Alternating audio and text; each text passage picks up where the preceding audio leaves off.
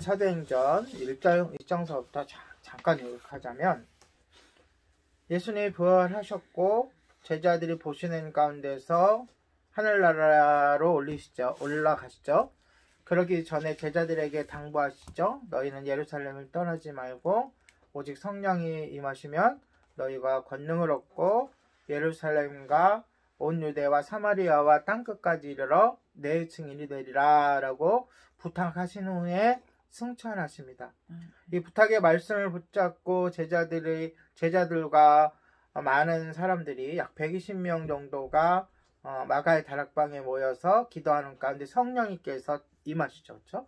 예수님께서 약속하셨던 그 성령이 임하시니까 거기서 놀라운 이적과 표적이 일어나잖아요. 방언을 말하게 되고 불이 혀같이 각 사람의 머리에 임하였고 바람 같은 소리가 그 온 방에 진동하였고, 그 소리를 듣고 그 명절 지키기 위해서 그 예루살렘에 방문했던 많은 사람들이 이상해 여겼는데 그 베드로의 설교를 듣고 약 3,000명, 그리고 나중에는 이제 5,000명까지 예수님을 믿는 무리들이 늘어나는 것을 보게 되고, 이것에 놀란 그 산헤드린 공의회, 산헤드린이라 그러면 그때 설명을 했죠.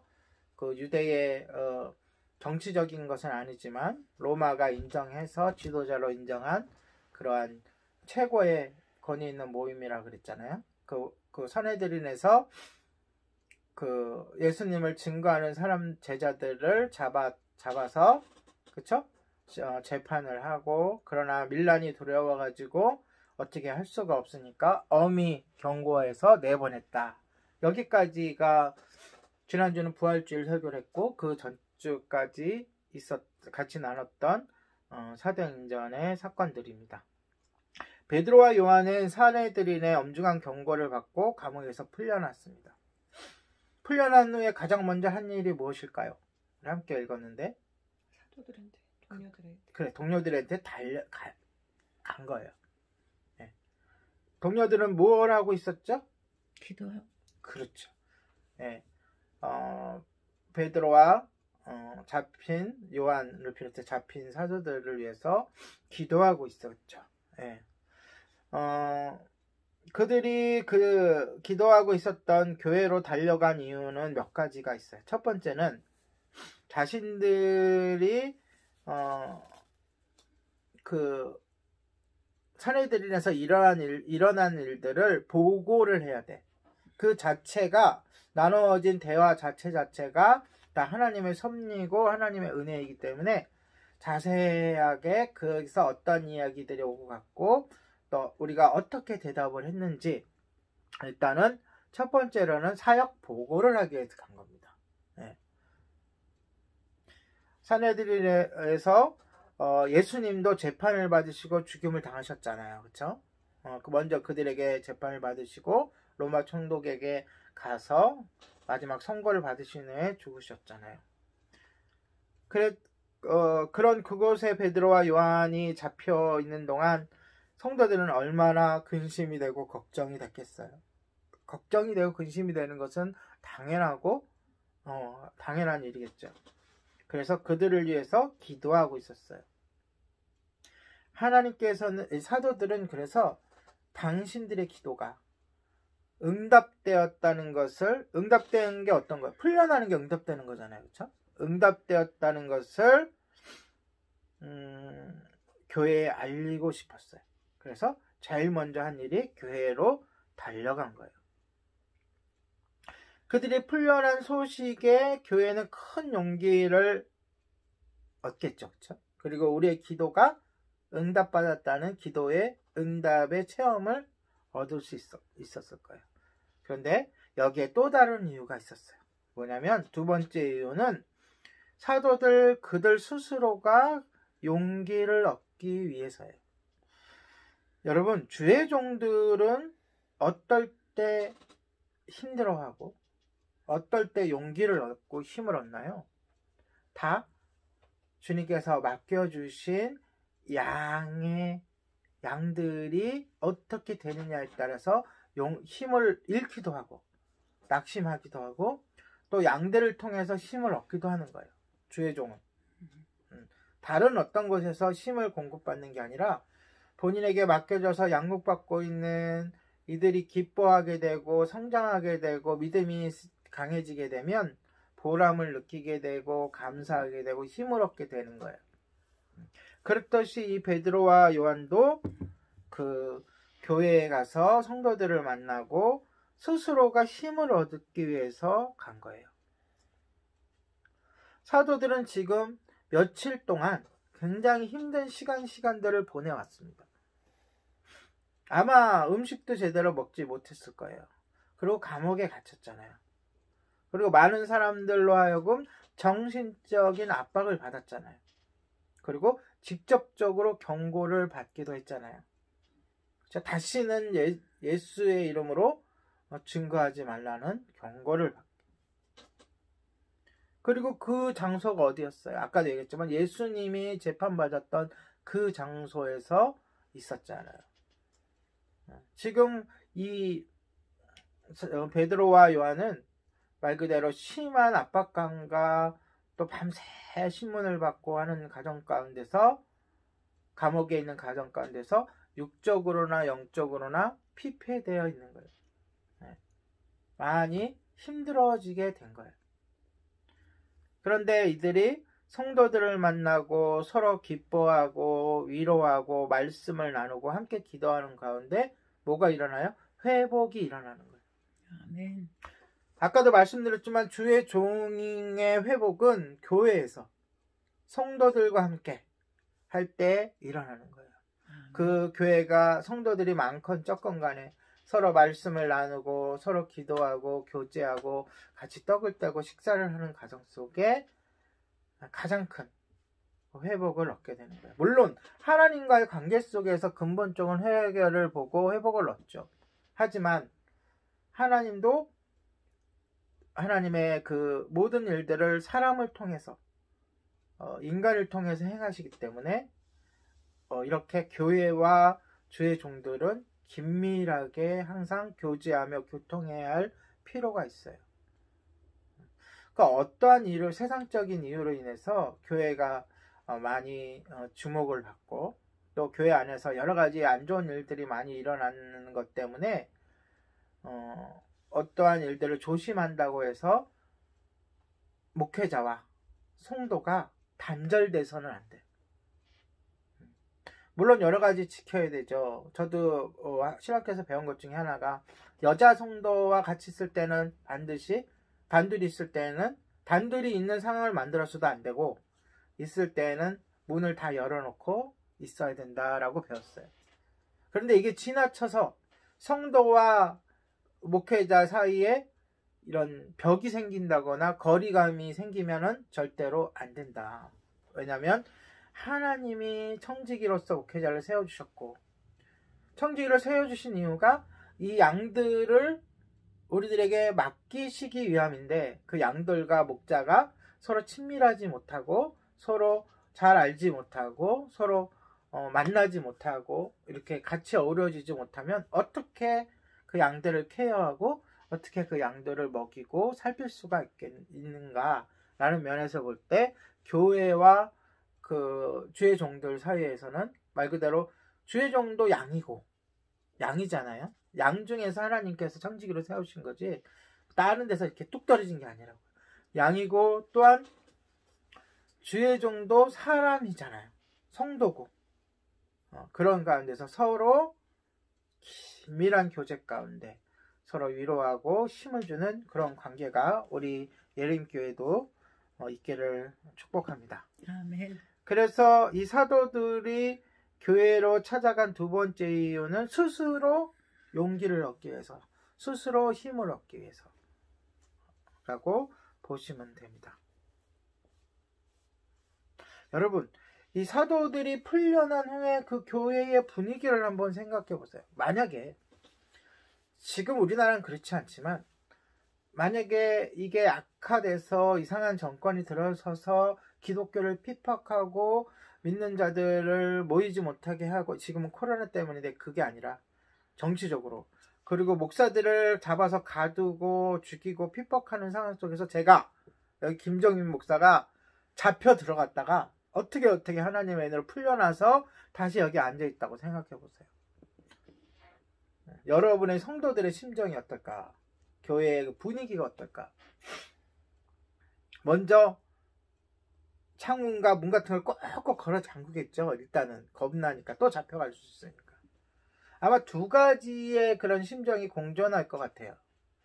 말 그대로 하나님께서 김 목사를 풀어주시고 또 같이 만나서 같이 이렇게 나눌 수 있게 해주시면 감사하고 또 용기를 얻는가 하면, 또 얼마 전에 예수님께서 잡히셔서 돌아가셨 그 상황을 경험한 사람들이잖아요. 지금 여기 있는 사람, 그 본문의 사람들은.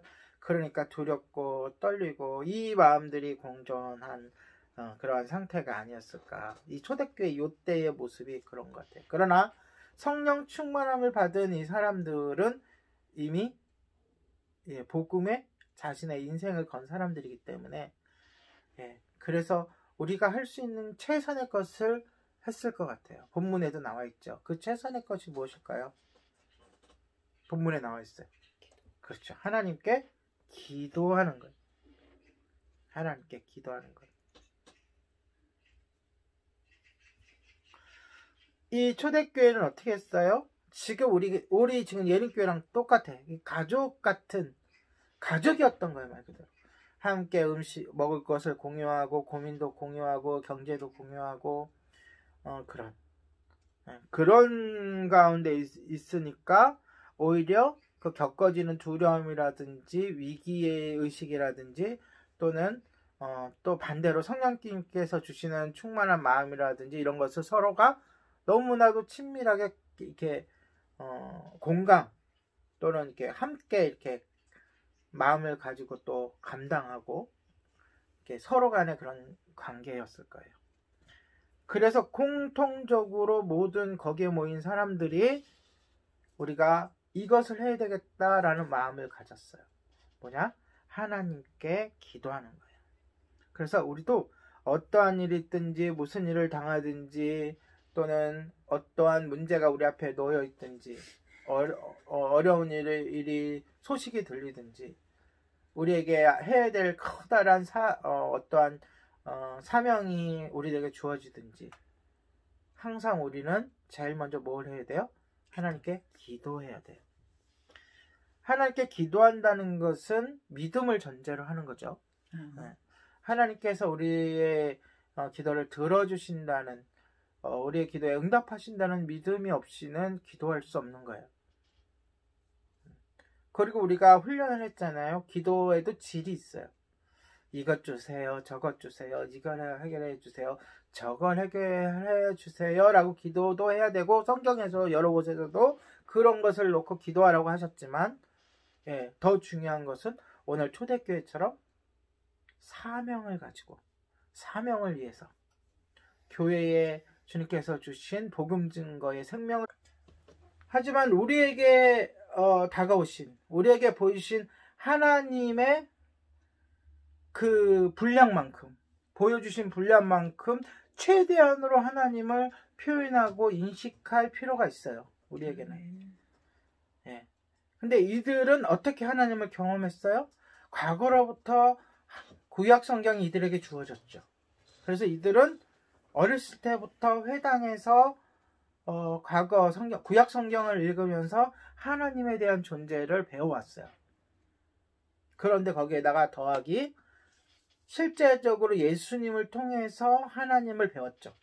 예수님과 함께 먹고 예수님과 함께 살며 예수님과 함께 기적을 체험하고 또 스스로도 파송을 예수님께 보내셨을 때 둘씩 짝져 나아가서 기적을 행하기도 하고 그리고 예수님의 고난을 목격하고 결정적으로 예수님의 부활을 목격하고 부활하신 예수님을 만나고 승천까지 눈으로 직접 본 사람들이에요. 그리고 예수님께 직접적으로 대명령이라 그러죠. 복음 사역의 명령을 받은 사람들이에요. 그래서 하나님을 바라보는 시각은 어쩌면 우리보다 더 크고 놀라운 시각을 바라봤을 거예요. 그것을 한마디로 정의한 게 뭐라고요? 대주제. 자, 여러분들도 하나님을 부르실 때 어떻게 부르나요? 보통 기도 가운데. 우리 권사님은 뭐라고 부르시면서? 하나님 아버지. 아버지. 그렇죠. 우리 공통적으로 많이 부르는 게 아버지라고 하나님을 불러요. 그 안에는 우리의 믿음과 신앙이 듬뿍 담겨져 있는데, 예수님이 가르쳐 주신 기도를 가르쳐 주셨을 때의 그 아버지에 대한, 누가 아버지가 자녀가 떡을 달라는데 뱀을 줄 것이며, 그렇죠? 떡을 달라는데 돌을 줄 것이며 생선을 달라는데 뱀을 주실 것이냐. 죄인인 우리도 그럴지언정, 그렇죠? 천지를 지으신 하나님께서 가장 좋은 것으로 주시지 않겠느냐라고 예수님 말씀하신 기억이 우리 머릿속에 들어있는 거예요. 너무나도 좋은 거예요. 또 우리 사모님은 기도할 때 뭐라고 하나님을 부르면서 기도를 하나요? 아빠.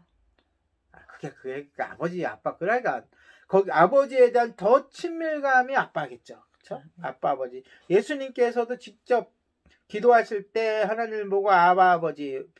그 해석을 하면 아빠, 아버지. 그리고 우리에게도 아바, 아버지라고 부르면서 기도하라 그랬어요. 저는 가끔 이렇게 기도합니다. 우리에게 영광과 찬양을 받으시기에 합당하신 하나님 아버지.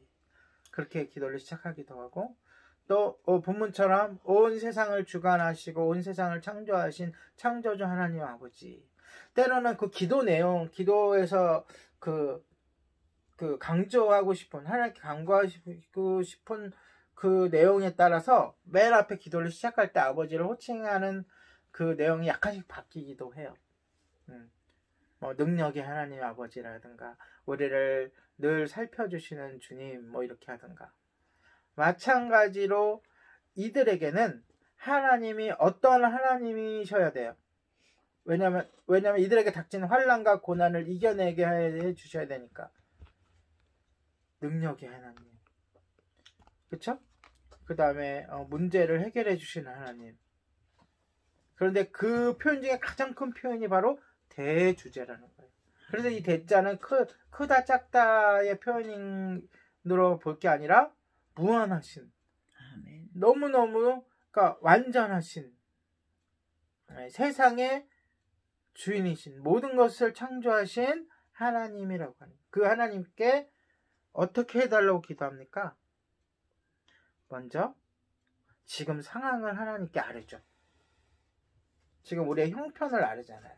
우리도 기도 가운데 우리의 형편을 아뢰는 기도를 넣어서 했으면 참 좋겠어요. 이들은 참으로 객관적이고 겸손하게, 그리고 공기도잖아요. 이거 여러 사람이 함께하는 기도니까, 그렇죠?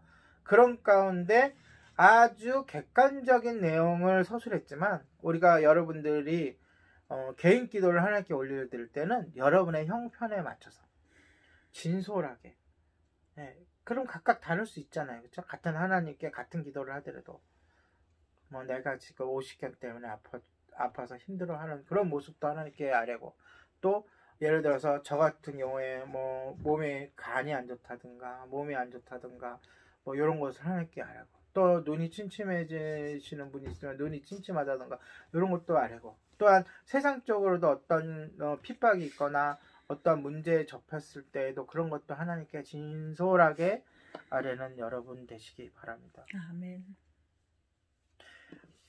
본문에서는 기도할 때 구약의 성경을 들어가면서 자신의 형편을 하나님께 아뢰입니다. 25절, 26절에 나오는 이 구약 성경은 시편 2편에 나오는 그러한 고백이에요. 우리 본문을 한번 찾아볼게요. 시편 2편.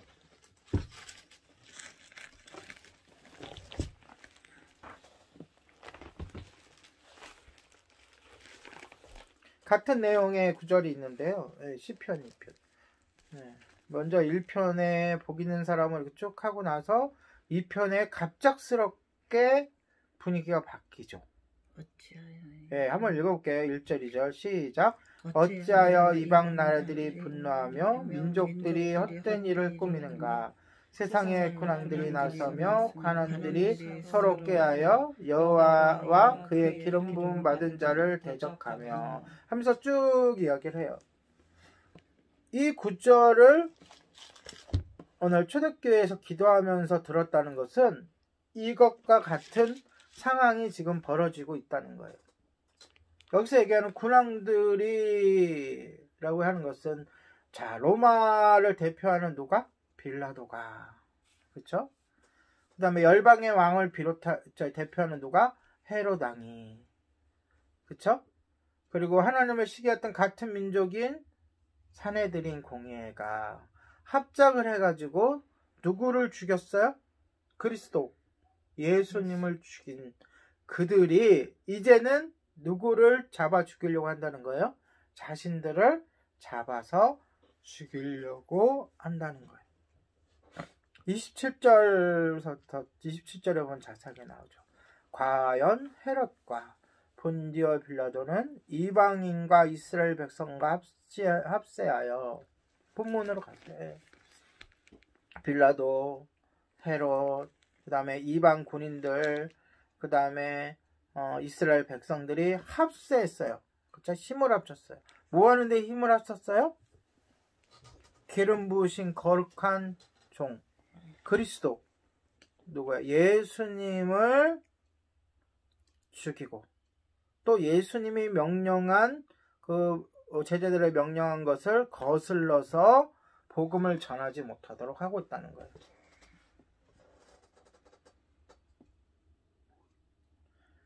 여러분,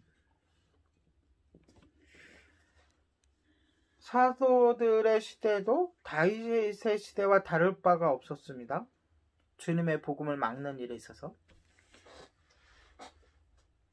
초대교회는 다윗이 그랬던 것처럼 하나님의 적들과 싸워야 했어요. 그런데 잘 들으세요. 이때의 상황이 바로 오늘날의 상황과도 똑같아요. 복음 앞에는 사탄은 무슨 일을 저질러서라도 어떠한 사람을 동원해서라도 어떠한 사건들을 일으켜서라도 복음을 막아요. 왜 그래요? 복음이라는 것이 뭐예요? 예수 그리스도를 믿고 하나님의 자녀가 돼서 하나님의 백성이 돼서 영원히 하나님과 사는 거잖아요.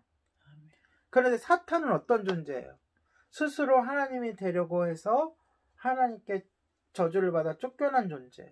끊임없이 하나님과 대적하고 하나님께 반대하는 존재가 사탄 마귀인 거예요. 그러니까 이 복음이 증거되면 증거될수록 자신의 세계, 사탄의 세계, 사탄의 영역이 줄어들 수밖에 없죠. 그러니까 끊임없이 이것을 방해하는 존재가 바로 사탄 마귀인 거예요. 40일 동안 금식 기도했던 하고 있던 예수님을 찾아가서 3가지 시험으로 예수님을 무너뜨리려 했던 존재도 사탄 마귀고, 그렇죠? 그리고 예수님을 십자가에 못 박아 죽이기까지 조성을 하면서 많은 사람들을 뒤에서 조종하고 마음을 미혹하면서 마침내 예수님 십자가에 못 박으면서 스스로 이겼다고 즐거워했을 그 사탄. 그 사탄이 지금도 끊임없이 우리들로 하여금 하나님을 믿지 못하도록, 나아가 복음을 증거하지 못하도록 방해하고 있다는 거예요.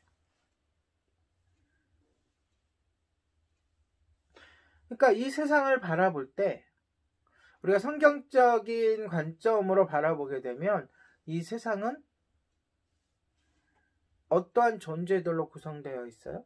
가장 아래서부터 보면 하나님의 피조물 중에 말 그대로 물질들로 구성되어 있죠. 뭐 돌이라든지 물이라든지 공기라든지 아무 감정이 없는, 그쵸? 그러나 그들보다 감정이 있는, 욕망이 있는 짐승들로 구성되어 있죠. 짐승이나 식물들, 그쵸? 그 다음에 말 그대로 육체와 영혼을 함께 갖고 있는 인간들로 구성되어 있죠. 그 다음에 하늘로부터 천사였다가 교만해져서 하나님께로부터 저주받고 쫓겨나서 이 세상의 주관자가 된 사탄이 존재하고 있죠. 이 세상에. 그리고 하나님께서 믿는 자들을 보호하시고 하나님의 뜻을 이루시고자 하나님의 명령을 받고 파송되어 있는 천사들로 구성되어 있죠. 이러한 시각으로 이 세상을 바라봐야 돼요.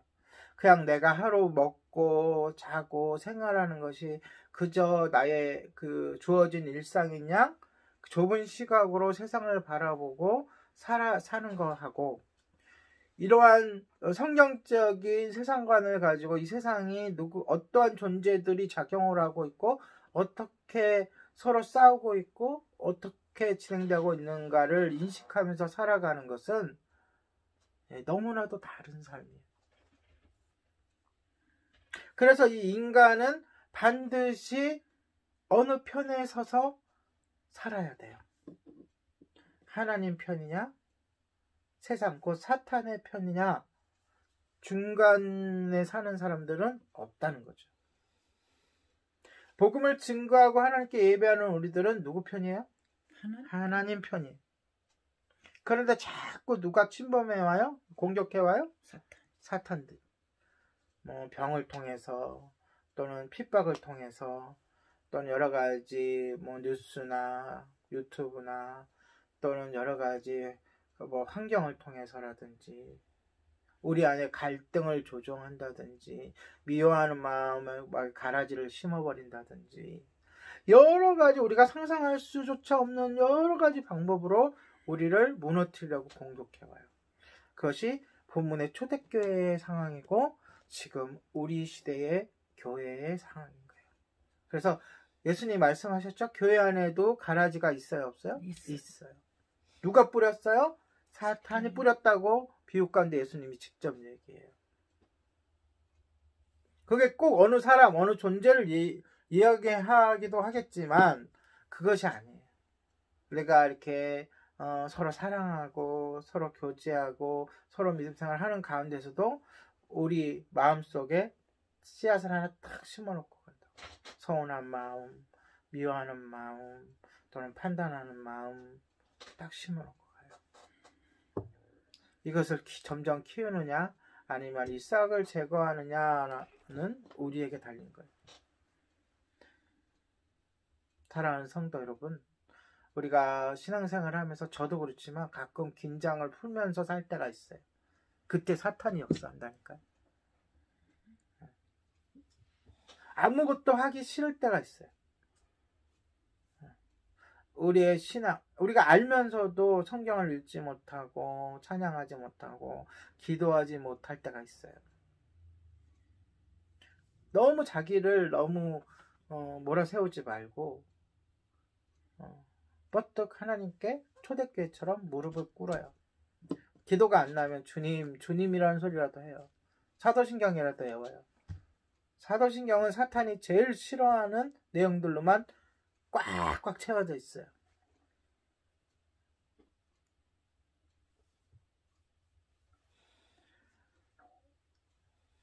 우리가 본문을 읽으면서 가장 하나님이 주시고자 하는 핵심 주제가 있어요. 뭐냐면은 낙심하지 말라는 거예요. 기도한다는 것은 낙심하지 않는다는 거거든요. 이들의 기도 내용을 보세요. 이들이 기도 가운데 누구를 불평하거나 원망을 한 게 있습니까?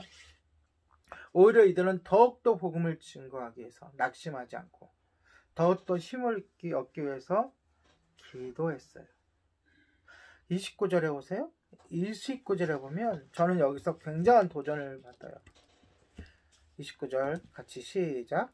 주여 이제도 그들의 위협함을 굽어보시옵고 또 종들로 하여금 담대히 하나님의 말씀을 전하게 하여 주시오며.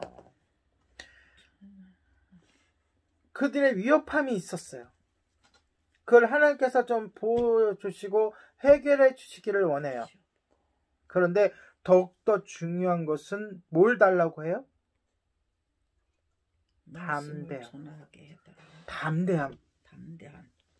담대히 하나님 자, 그들은 잘 보세요. 기도 가운데 자신들이 처한 상황을 변화시켜달라고 기도하지 않아요.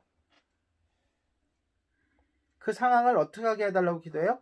극복할 힘을 달라고 기도해요. 극복할 힘이 뭐냐? 담대함이에요. 이 전에 있었던 사내들인에서 재판을 받던 모습 속에서 그들이 복음을 전하지 말라고 협박했을 때 베드로가 뭐라 그랬어요?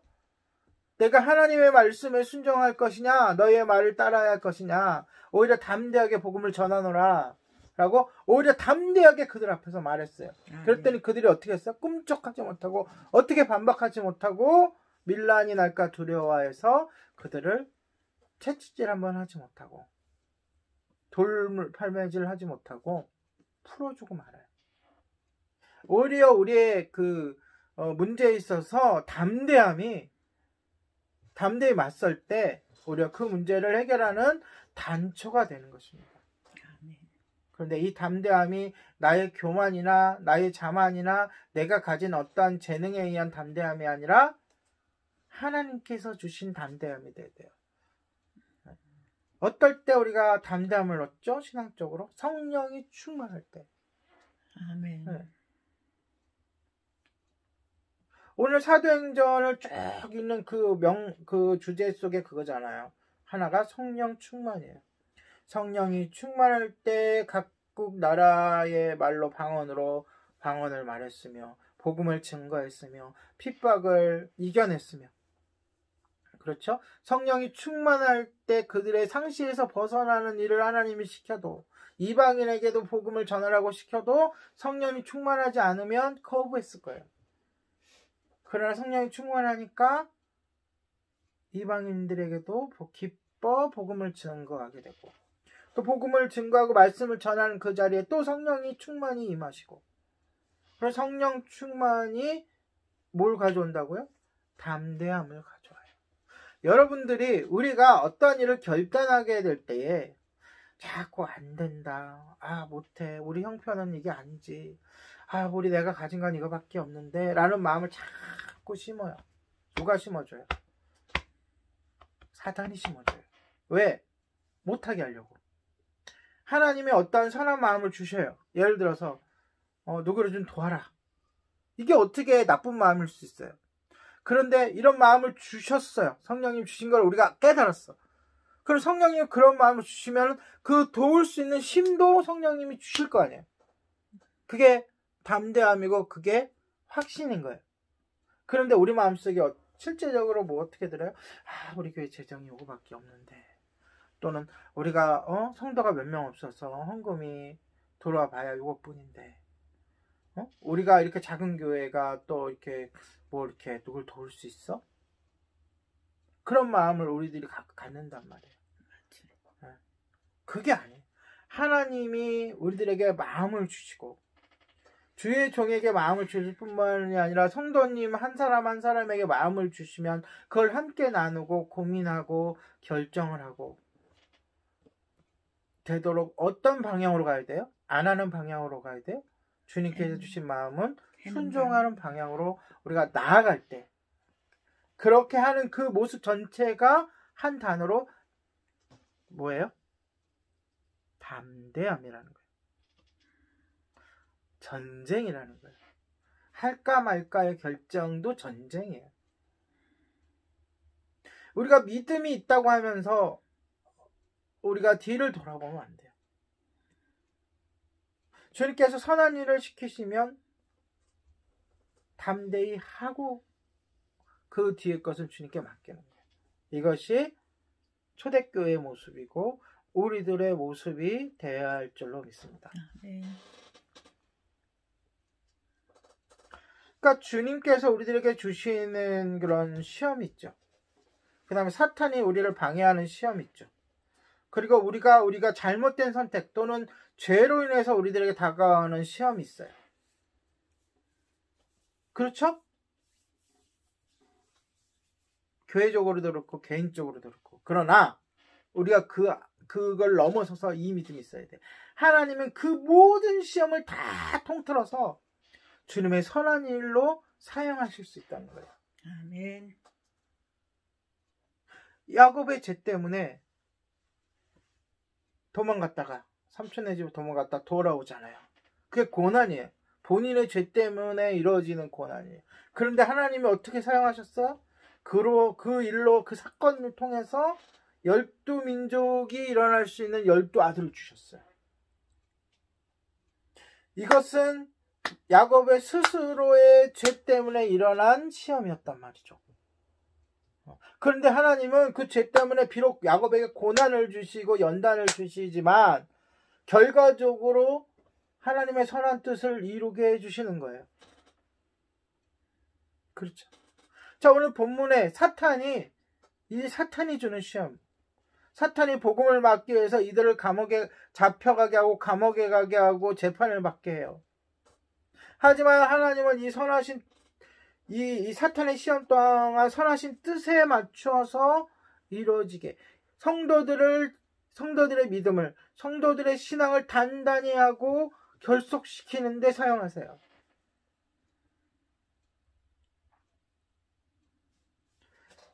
자, 하나님이 주시는 시험이 있어요. 대표적인 게 요셉의 시험이잖아요. 그가 무슨 잘못을 했어요? 그런데 결과적으로 팔려가고 모함을 당해서 감옥에 가요. 그렇죠. 그런데 하나님이 그 과정을 또 사용하세요. 그래서 결과적으로 요셉이 애굽의 총리 대신이 돼가지고 애굽만 구할 뿐만이 아니라 하나님의 큰 구원 사역에서 이스라엘을 야곱과 그 가족을 큰 민족을 이루는데 사용하시는 거예요. 그리고 그 안에서 그 뿌리에서 온 인류를 구원한 예수 그리스도가 태어나게끔 그렇게 사용하시는 거예요. 자, 우리 일상을 한번 돌아보자고요. 여러분, 인간적으로 생각하고 세상적으로 생각을 해보면 우리 가족의 역사도 그렇고 우리 각각 개인의 역사가 그렇게 자랑할 게 없어요. 오히려 한숨이 나오고 힘들고 고통스럽고 참 누군가 그랬죠. 이 세상은 나그네 길이고 본향을 향해 간다고 하는데 너무나도 그 말이 맞는 것 같아요. 순간순간 우리에게 닥치는 것은 즐거움보다 기쁨보다 고난과 역경과 슬픔이 많아요. 근데 여기서 끝이고 이렇게 판단하게 해서 이렇게 계속 거기에 함몰돼서 살아가는 것은 누가 제일 좋아하는 일이에요? 사탄이 제일 좋아하는 일이에요. 세상의 법칙대로 살아가는 거예요. 가난한 사람들은 더 가난하게, 부자는 더 부자고, 힘든 사람은 더 힘들고, 누리는 사람은 더 누리고. 그러나 하나님은 이 모든 것까지 사용하셔서 우리 각 개인의 믿음과 삶과 영원한 삶을 책임져 주시고 그 본향을 향해 나아가게 하여 주시고 공동체적으로도 우리에게 닥치는 이 고난으로 인하여 우리가 무엇을 더하게 해요? 하나님께 매달리는 것, 하나님을 의지하는 것, 하나님께 기도하는 것을 주님께서 이끄시는 거예요. 그리고 결과적으로 그 안에 하나님은 반드시 응답해 주시고 반드시 열매를 맺게 해주실 것이라 믿습니다. 아멘. 예, 말씀을 정리하면서 여러분에게 2가지 질문을 하도록 하겠습니다. 혹시 여러분 지금 고난을 당하고 계신가요? 저는 아침에 일어나면 손이 기타를 쳐서 그런지 손이 너무너무 저려요. 그리고 50줄이 먹고 나서부터 더 그래. 그래서 너무너무 이 손이 떨어져 나가는 것 같아서 스트레칭을 막 한참 하고 그리고 일어나야 되는데 이것도 하나의 고난이죠. 그렇죠? 여러분은 어떠세요? 육체적인 그런 고난이 있으신 분도 있고 이거 외에 관계나 가족 상황이나 또는 여러분의 건강 또한 여러분의 여러 가지 상황 속에서 오는 그런 고난들이 있습니다. 그런데 거기에 플러스 대주제이신 하나님을 생각하시기 바랍니다. 그분께 그것을 맡겨드리시기 바랍니다. 아멘. 그 고난까지도 들어 쓰시는 하나님을 신뢰하시기 바랍니다. 여러분, 아멘. 우리가 어떻게 하면 신뢰가 되냐면 그냥 성령님이 신뢰하게 하시는 거 너무나 좋죠. 그렇게 신뢰하게 해주시는데 그걸 우리가 못 느낄 때는 어떻게 하냐면 과거서부터 지금까지의 하나님께서 나에게 해주신 것들, 나를 지켜주신 것들, 나에게 하신 역사들을 곰곰이 묵상해 보세요. 그럼 결코 플러스면 플러스지 마이너스가 아니에요. 아멘. 하나님은 우리들에게 끝까지 함께 해주셨어요. 저는 가끔 그러한 그림을, 그 성화를 떠올려요. 바닷가에 잔잔한 모래밭에 처음에는 두 사람의 발자국이 이렇게 나 있어요. 그렇죠? 그런데 어느 순간부터 발자국이 하나밖에 없는 거예요. 그래서 묻습니다. 하나님, 왜 이때는 옆에 안 계셨어요? 그랬더니 뭐라고 대답하시죠? 예수님이? 그래, 그때는 그거는 네 발자국이 아니고 예수님이 내가 너를 얻고 가서 내 발자국이야. 두께를 봐봐. 더 무겁게 빠져있지. 그것을 가끔 묵상을 해요. 여러분, 정말로 여러분이 스스로 걸어갈 수 없을 때에도 주님은 여러분을 얻고 걸어가신다는 것을 확실히 믿고 용기를 얻으시기 바랍니다. 아멘. 그리고 두 번째, 여러분들이 당한 고난들, 또 지금 당하고 있는 고난들이 하나님이 여러분을 하나님의 자녀로 만드시는데 어떻게 작용을 하고 있는지 한번 연구를 해보세요. 연구라고 단어를 쓰니까 너무 머리가 아프실지 모르겠는데, 지금 당하고 있는 고난들이 있잖아요. 뭐 눈이 안 좋아지고 뭐 어떻게 되고 하는 것들이, 이게 하나님이 쓰신다. 이해가 돼요?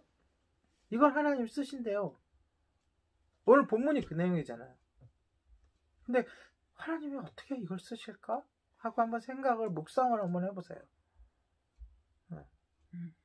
그리고 이 초대교회 사람들은 이것을 피하지 않았어. 자꾸 왜 내 눈이 이렇게 안 좋지? 죄송합니다. 자꾸 얘기해갖고. 왜 이렇게 피곤하지? 자주 피곤한데 하면서 거기에 몰두해가지고 나는 안 되는 거야. 나는 안 되는 사람인가 봐. 이렇게 하지 않았다고요. 성령님께서 부어주시는 담대함, 굳센 믿음, 그 상황을 극복하는 믿음을 달라고 하나님께 기도했다고요. 그리고 이 고난이 나에게 왜 왔는지 깨닫게 해달라고 기도했다고요. 여러분도 그렇게 이 두 가지를 놓고 한 주를 살아가는, 말 그대로 이 고난, 지금 당하는 고난, 똑같은 거예요. 고난과 역경을 가지고 과거에 하나님이 나에게 어떻게 해주셨고 지금 나에게 어떻게 해주실 건지 기대를 갖고 일주일 동안 사시고, 또 하나는 왜 이런 고난이 나에게 유익이 될 것인가, 하나님이 이 고난들을 어떻게 들어서 나에게 사용하시고 나를 쓰실 것인가. 물론 그 고난을 해결해 달라고 기도를 해야 돼요. 그 과정 속에서 어떠한 일들을 이뤄주실까라고 한번 묵상하면서 일주를 사시기 바랍니다. 아멘. 네, 기도하겠습니다.